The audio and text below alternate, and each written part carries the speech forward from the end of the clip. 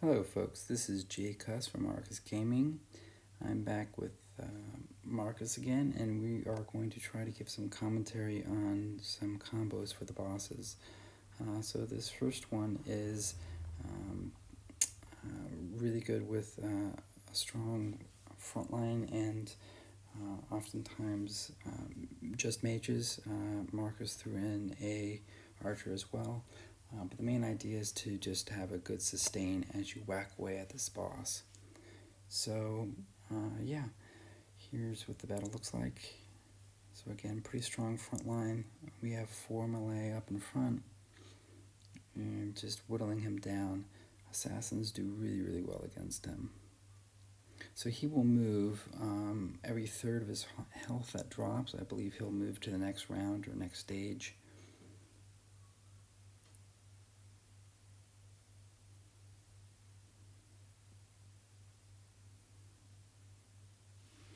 Alright, so that's Beast's Abode.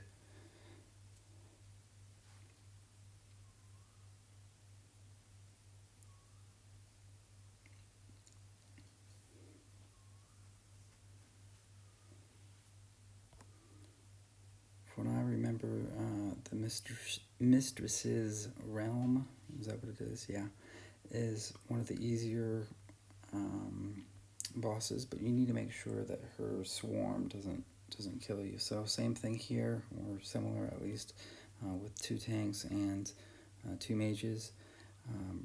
Remember that you should be focusing on bringing your healers and your rezzers to your dungeon battles, because they will do a lot more for you than your damage dealing mages.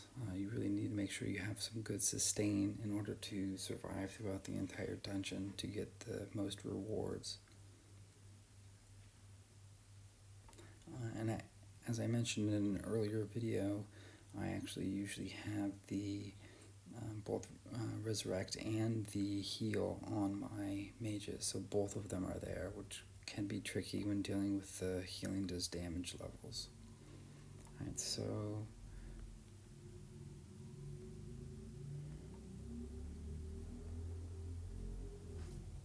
for this one, he's bringing an archer. The archer is for the minions that get summoned. But otherwise, I've generally found that this one also works. The angel one actually can work fairly well against this one.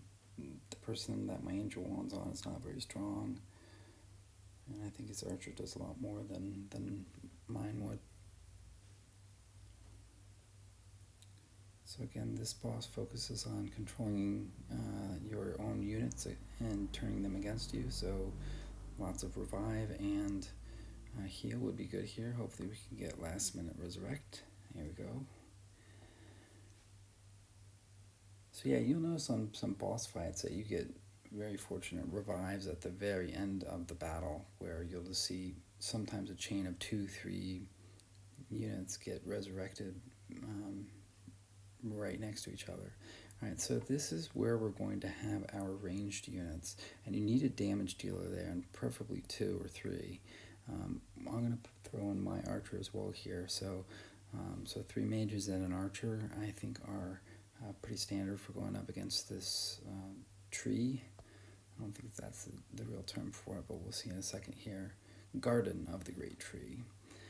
So he roots all of the units, so melee units really don't help at all.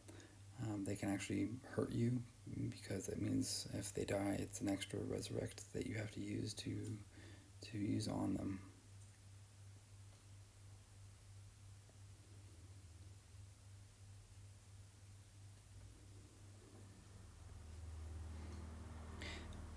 One thing to note is I oftentimes confuse this one. There are 2 mages.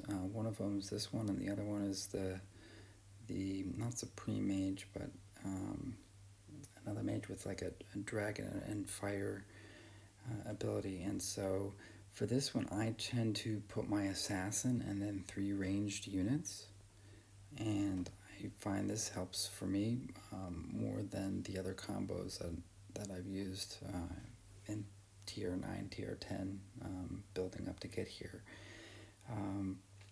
And I think he's doing actually the same thing I am right now. And the reason is his ice can freeze. If the battle is prolonged, it can freeze your units.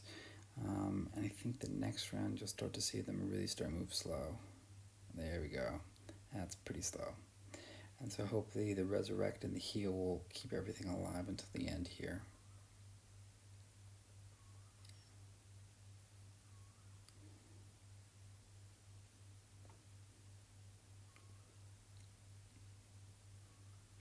Alright, we have two more levels. Grotto of the Invincible one, this is something you usually want to keep to the very end because oftentimes you'll be deploying just your melee units, and more often than not you'll lose one, two, maybe even three of your units before you're able to take him down. Based on how the battle goes, it's one-on-one duels, one after another. So don't bring your mages there. But shorties, this is about survivability. So you just want to put your units that can heal and resurrect. So usually all mages. He's going to throw his tank in there just to take on some hits, and the tank is the paladin, so it does have that passive heal for the battle if needed. So yeah, I've also seen this with just everyone deploys their mages, and there's no melee unit up front. So there'll be 3 rounds of this, and you can notice his health is absolutely ridiculously high, and you won't ever get to a battle that it goes down to 0. It's just a timed battle.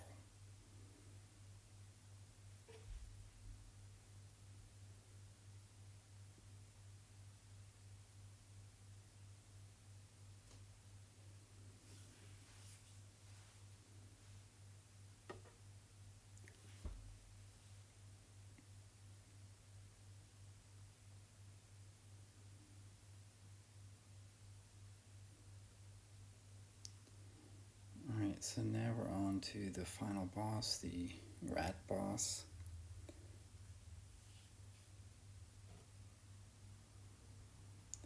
One of the things I actually wish they could do in this game is, instead of just after each battle or each boss, that you could, at the very end of the whole progress, you could actually look at the statistics and see which of the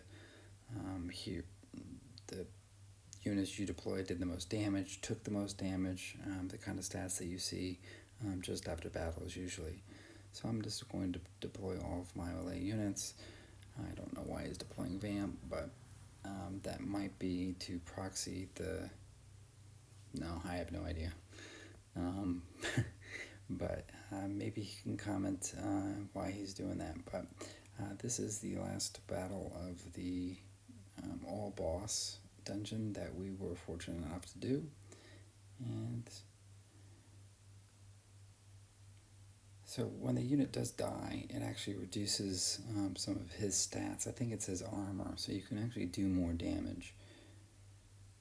So you'll notice that these assassins will do pretty well against him. So yeah, there we go. So yeah, I was kind of hoping for these statistics to be for the whole dungeon run itself, rather than just one battle after another. Anyway, thank you again to Marcus, and yeah, this was a great run, and thank you all for watching. Bye.